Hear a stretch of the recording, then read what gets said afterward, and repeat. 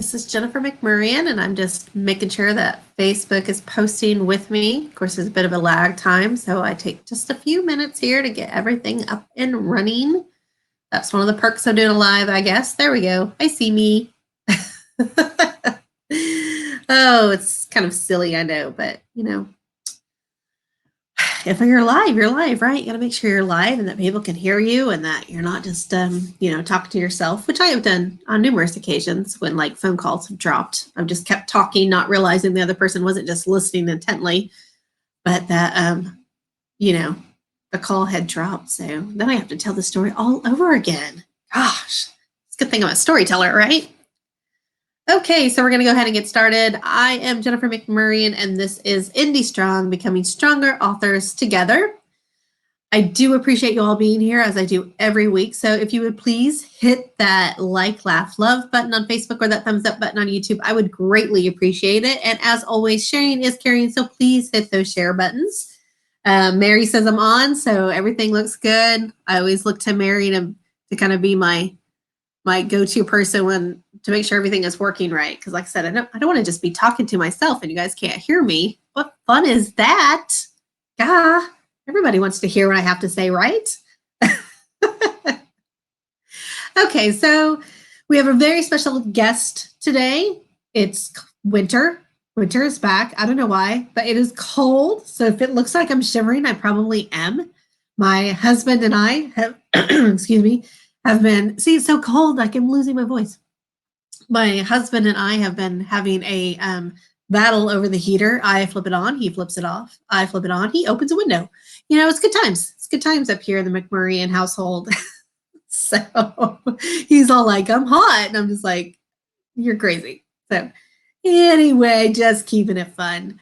So we've talked about story structure, and today I want to chat about outlining, because here's the deal, folks. Here's the deal. Next week will be last Indie Strong Live until August. I know. I might pop in here and there to check, but the summer is when I really, really connect with my family. It's when we really have some family time, and we will be doing some safe traveling. Oh my gosh, you guys should have seen us this weekend. I knew I really wanted to surprise my mom for Mother's Day. We hadn't really seen them since Christmas, and we are a family, we're 5 hours away, and I will go and I will visit them at least once a month, if not once every 6 weeks. It's no longer than that. And so this extended quarantine has been really hard on us that way. My parents haven't seen the grandkids, and, I haven't gotten to see my parents. And of course, my kids like my grandparents too. I'm pretty sure they like my grandparents, their grandparents. I'm pretty sure they like grandma and papa a lot better than they like mama and dada. So anyway, when I mentioned trying to go and see my parents over Mother's Day weekend, Mike and I just kind of hunkered down over the computer and started really analyzing the data to make sure that we could do it safely. We are very data-oriented people. And we have been very serious about our social distancing. So I was fairly confident that we weren't going to carry it to anyone else. We took our temperatures all through last week, making sure that we weren't running a fever we didn't know about or anything like that. Plus, when we visit my parents, they live in this tiny little town and we don't go anywhere. We visit them. We're there to visit them. We're not going out to eat. My mom and I cook. In fact, we took some really fun ribeyes. Oh my goodness, am I frozen? I'm looking over at Facebook and I look frozen, but the internet has been wonky all day. I'm going to go ahead again because I can post on YouTube, but I'm frozen over on Facebook and I have a very funny look on my face. So, oh my goodness. Sometimes technology is just a pain in the rear. Oh, there I go. I'm moving again. Okay. So maybe it was just on my end. Oh, so weird. Okay. So anyway, I bought some ribeyes so we could have a nice Mother's Day meal, and probably the last ribeyes that we're going to have because they were pricey. So for a while anyway, until this whole meat thing gets ironed out.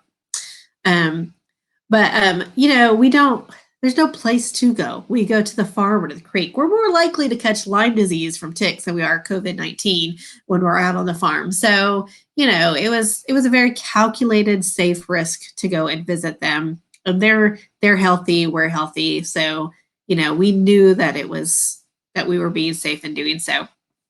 Anyway, that trip panned out a lot better than we thought it was going to be. Like I said, we made sure that we were safe for us and others. And having got that under our belt, we felt really confident that we could do some other safe trips this summer. And we're even mulling over the idea of getting an RV. I really want one. I wanted one for so long. So I'm really hoping that now is the time so that we can do these trips and not have to worry about stopping to go potty in questionable bathrooms around people who may or may not have been practicing social distancing the way that we have. And so, we're trying our best to be considerate of other people, but I have found just kind of watching the news a little bit and on the Facebook that not everybody feels they need to be. So I hope y'all are being kind. Anyway, not going to lecture today. I told myself I was not going to lecture today, so I'm not. Anyway, the point is summer has always been family time. And even though we're still social distancing and it feels like summer started back in March, we have some plans. And I don't want to be wishy-washy about when I'm going to be on and when I'm not very strong. Like I said, I might pop in from like an exotic location. I'm not going anywhere too exotic, but a fun location. I might just check in to see how you guys are doing, see if there's any questions that need to be answered, stuff like that. And of course, I'll post beforehand so that you guys know that I'm going to be on. So I'm not going to be completely gone, but I just don't want to set a schedule and then have to tell my kids, oh, I'm sorry, we can't go for a hike today because mom has got to sit in front of the computer. That's understandable, right? And as much as I really have already had 2 months off, I really want this summer to be as carefree as possible. I want it to be as normal as possible. So, that means me not trying to schedule stuff like this where I'm having to make a decision on whether to go hang out with my kids or whether to do Indie Strong. I'm sure you all understand. So I'm just going to take a little summer hiatus, just like all the great TV shows, right? I can put myself in that category, can't I? Sure. All right. So my goal this week and next week is to make sure that I have given you the skills to get some serious writing done on those rough drafts before I return to the web airways in August and talk about the other skills it takes to be a successful independent author. And those are quality, quantity, marketing, and resilience. So that's going to be those next step in this series per se. Step 1 is to write the book. Anything else I tell you won't matter unless you have that book written. So I want to make sure that you are writing and that that's in full effect before I jump headfirst into the lazy days of summer. Because don't we all love summer? I know. Adults are like, no, I still have to work, Jennifer. Yeah. I get it. Okay. So I want to talk about outlining today. And writing is a lot easier, especially if you are new to it, if you have an outline. Yes, and I know some of you guys are right by the seat of your pants kind of writers. My mother, who is a brilliant writer and just weaves these intricate, detailed fantasy adventure stories, writes by the seat of her pants. I don't know how she does it. I couldn't keep all that stuff straight if I didn't have an outline. But I know there's a thrill about not knowing what might be lurking around that literary corner. But as a solid type A type of person, I need a plan. I need a plan. I plan for my trips. I plan for my writing. It's what I do. It's part of my process. And the biggest part of finishing a book is finding a process that works well for you. And I did not finish a book until I did my outlining. So think of outlining as kind of a roadmap, since we're talking about travel anyway. I know where I'm going to go, and I know how I'm going to get there. Plus, when I have this roadmap, I can see how far I've come so I don't get disheartened by how far I've yet to go.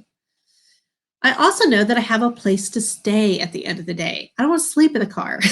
I don't. I did that, done that. Those days are over because I've outlined. Just hitting the road without a map, yes, it has its fun and adventure, but you're not so sure you won't end up in a corner you can't write your way out of. And you might find yourself sleeping in that car at the end of a dead end, and then the next day you have to use precious time trying to find the road again. So even if you aren't a planner, I do suggest that you give outlining a try because it'll make your writing faster and more organized. Now, I have 2 kids. You guys know this. I've got the kiddo and baby bear, and I get interrupted all the time. Last week, the kiddo got ice during my live, right? So I get interrupted all the time. Since I have an outline and mine are very detailed, and you don't have to go into the type of detail that I go into, but I know that this helps me, again, part of my process, then I can sit back down and pick up right where I left off because of that detailed outline. Even if it's the next day, I can just look at my outline. I might have to read a paragraph or two to get the voice back in my head, and that's something we're going to talk about next week. But I'm not having to read a whole bunch to figure out what I'm going to write next. All right, so, and because of that, I can get more words on the page during that precious writing time, because I definitely write in blocks with kids. It's like, okay, I have 45 minutes. I better get some writing done. So I don't have to spend that time rereading. I've got the outline. I can just hit the road running. Now, don't fret if your story veers away from an outline. Just follow it where it goes. Don't try to bring them back in. Just follow that story where it goes. This has happened to me a number of times. And because that story is so strong, I don't really feel like I need a roadmap. It's like going to a place that I've been 1,000 times, or actually better yet, it's like following somebody who's already been there. It's following somebody who knows the way. So if it veers off the outline, that's cool. Just let it go. Just go with your characters. Follow them. They know what they're doing most of the time. All right. There are 3 different types of outlines that I recommend. There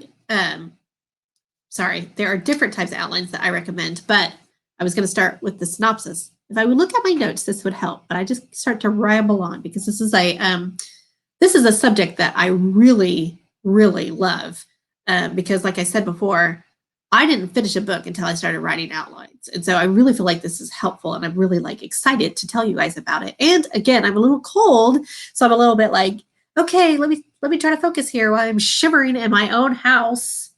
I'm saying that loud enough so that he can hear me in the next room. So anyway, there are different types of outlines is what I was saying. You can write a simple synopsis of what you want to happen in the story. Now, these are usually 2 to 3 pages long, single-spaced. They don't have to be single-spaced for your personal use, but that is standard. That's the standard, the industry standard. That's the word I'm looking for.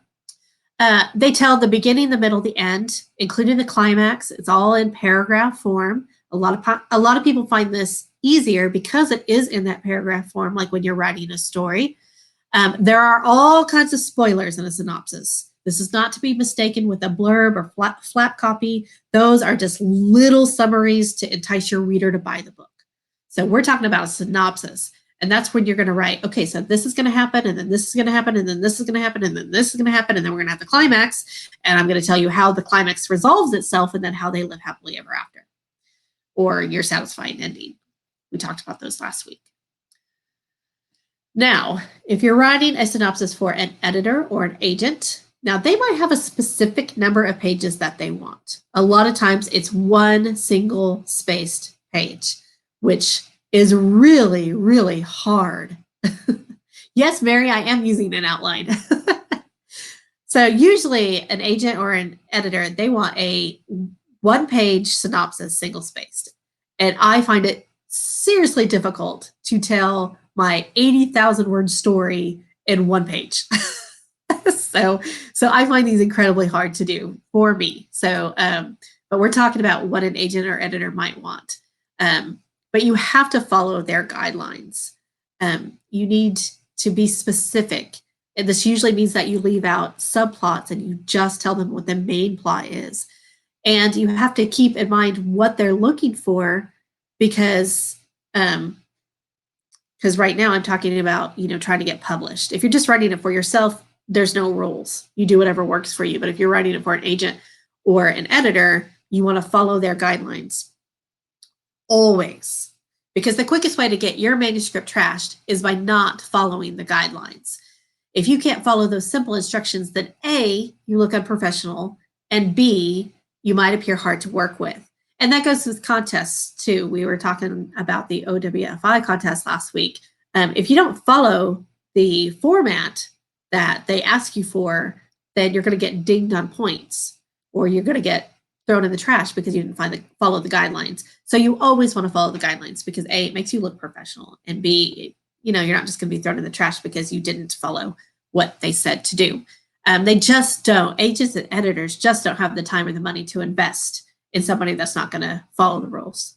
You know, they're not going to be like, oh my gosh, yes, Jennifer, you know, she doesn't have to follow the rules. She's Jennifer. You know, that's not how it works. So they just don't have the time.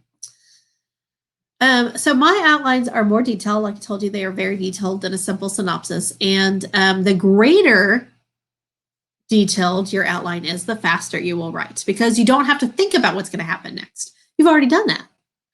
You've done that when you've written your outline.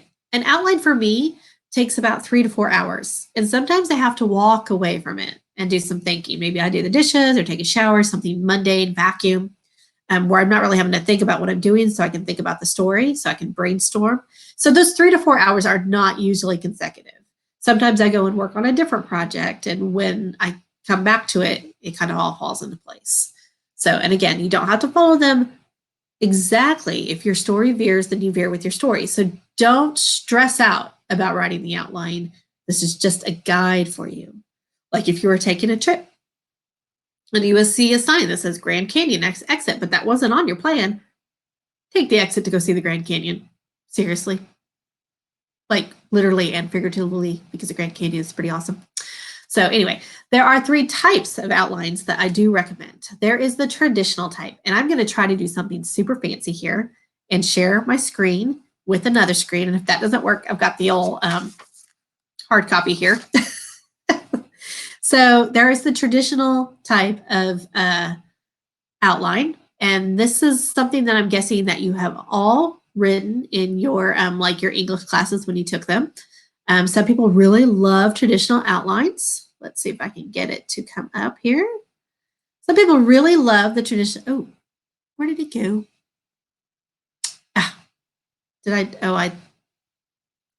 Okay, never mind. We're going to use paper. Okay, so traditional outline. So some people really love the Roman numerals and the fancy indents. So this is what that would look like. You would have your main point and then your plot points. So what's going to happen in the story that brings you up to the climax. You might have a subplot point and a minor point. So this is a traditional outline. Like I said, most of you probably did this in school. So again, you can just kind of write down a list of what you want to happen next. It doesn't have to be anything formal because it's for your use. As long as you understand it, that's all that really matters. Nobody's going to be grading you on it. So please don't think that you have to do something like completely and totally fancy, because you don't. So even just a list or the Roman numerals. Now, Janet Ivanovich, a very popular adult author, she uses what's called a timeline, and she likes to do it on a dry erase board because most of her books take place over a few days. So she has got this huge dry erase board. I think she has 2 or 3 of them just kind of lined against a wall in her office. And I'm sure her office is huge because she is a famous author. So, she has all the office space she wants, right? But she makes a timeline and then places the important details on that timeline so that she can keep the sequence right. And again, fancy dancy props here. So this would be kind of what her timeline would look like. So it would start with day 1, and then it would have the time 9:30, a house blows up. And I just got done reading a suspense novel, so that's what was in my head this morning when I was writing this. And then 10:45, the detective finds the body, or somebody finds the body. I don't write spy thrillers, so it probably wouldn't be the detective. It would probably be some cop or fireman. And then day 2, 10 a.m., she interviews witnesses. 11:30, she goes and talks to the most likely suspect, who usually is not the person who has done it. And then 3, there's a new fire. And then there's another body, which is the witness that she talked to at 10. So you can see it's just a timeline of the events that are going to happen, so that when, say, Janet Ivanovich wants to connect these, she knows exactly where she's going. And because it only takes place within a few days, she doesn't need a big storyboard. She just needs a timeline. Now, I'm going to be honest with you. With the 2 kids, writing any kind of outline on a dry erase board is terrifying. Because I can just see them just be like, oh, look, Mama's got a fun new dry erase board. Let's draw all over that, right? So maybe don't recommend that if you have children, because I'm pretty sure I can just see either like somebody leaning against it or just kids writing all over it. I can only imagine what my children would do. I mean, my daughter is an artist. I'm sure she would draw the prettiest thing right over my climax timeline. So anyway, having it all on the timeline helps her to keep the sequence right so that she knows where she's going and that she can lead up to the big climax and then down to the resolution. So it's all there. Now, what I like to do, and I kind of failed on this because I was usually, the last time I talked about outlining, I had a smaller bulletin board and I could show you. It is in the room where my son is sleeping, so I don't have that today, but I'm going to go ahead and tell you about it, and then I'm going to try to share my screen so you can see what I do on Scrivener. So storyboarding is what I do. And before I got Scrivener, basically what I did was I took these colorful cards, and each character got a different color. And then I had 4 large bulletin boards. Here I am talking about Jenny Ivanovich and her big dry erase boards, when I had like 4 cork boards in my office at one point. And I would divide that into chapters. Now, chapters, again, just guidelines. If your chapter ends on your page but not on your outline, that's okay. They're just kind of guidelines to help you organize. They're not set in stone chapter where the chapter should go. Okay, you have to, it really depends on your transitions. So each character gets a color. I divide the board into different chapters. And then on that character's color, I write the important thing that happens to them in that chapter. And I do that for the whole book. A lot of times my storyboards are about 150 to 200 cards. So now I use Scrivener, and I'm going to try, this is where I'm going to try to share my screen again. So let's see if we have some technical difficulties here, but I see that it's open, so it should work. So let's try it. I'm going to give it just a minute to link up with Facebook so that I can see what I'm doing. There is most definitely some lag time. I see myself holding up cards over there. So it's so fun. Oh, here we go. Oh, there it is. Okay. It's a little small. I can see that. But if you can see in the corners, there's a little color in each of the right-hand corners. And then, of course, they're marked done because this is for an older one. So here, the very first one says chapter 1 and then kind of tells where the setting is. And then I pick the color and write the most important thing that's going to happen to that character in that chapter. And I do this for the whole book. And this, again, is using the app called Scrivener.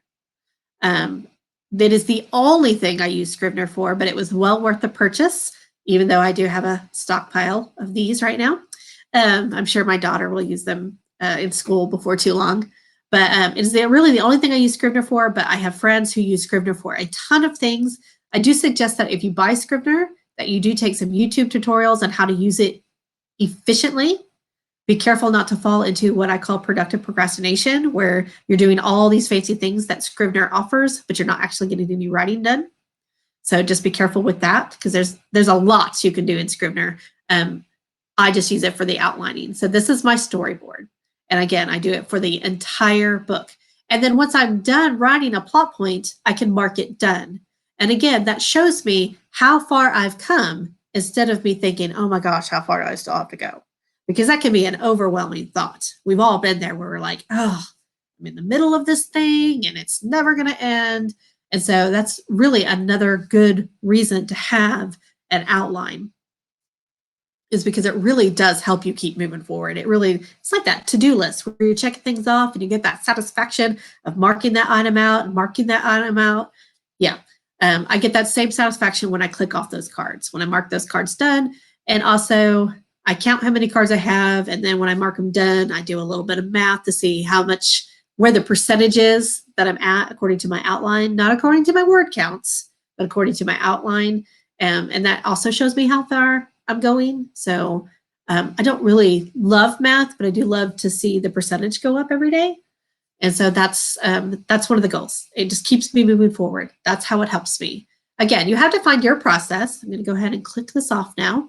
So I will be happy to answer any of the questions I can about Scrivener. But again, I don't use it that much, in all honesty. I use it for the outlining purposes, and that's it. And I would highly recommend it for that. But again, make sure you learn your software so that you're not wasting time. And again, there are tons of YouTube videos on it, and I'm not an expert in Scrivener, so I wouldn't even begin to try to tell you everything that I could do. So I just want to reiterate again to not let the chapter headers throw you off, because you're going to be writing the transitions to make these cards meet up. And that's not always going to match where those chapters end. I've gotten this question quite a few times, so I'm going to go ahead and answer it. I haven't really even looked over there, but so a lot of people ask, how long should a chapter be? Okay, this really kind of depends a little bit on your genre, so you want to look that up. I look at it as I do a reader. When I'm reading a book, I don't want long chapters. I'm reading at the end of the day, I'm tired, and if I get to the end of the chapter and I see I have another 13 pages to read until the next chapter ends, I'm probably going to go ahead and put the book down and go to sleep. But if I have a shorter chapter ahead of me, then I might just be like, oh, 6 pages? Yeah, I'm going to read on. And I usually do that until way late into the night, like I did last night. So, which is why, I was all like, I was reading that suspense novel. I finished it last night. And so I had to finish it. Anyway, so I like my chapters to be between 6 and 8 pages long. That's where I really feel it hits the mark for me as a reader. And so that's what I try to do as a writer.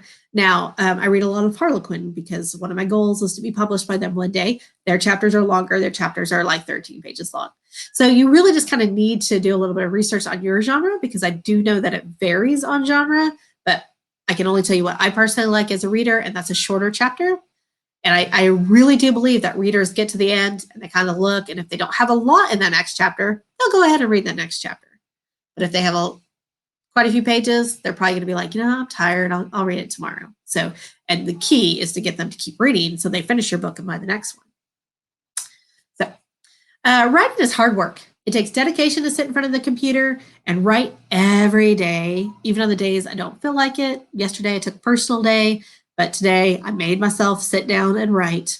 And when you're in the middle of such a long process, gosh, it's easy to get discouraged. It really, really is. If you have an outline, it just shows you you're moving forward. I can't reiterate this enough. Not only does it help you write faster and it keeps you organized, it also shows you that you're making progress.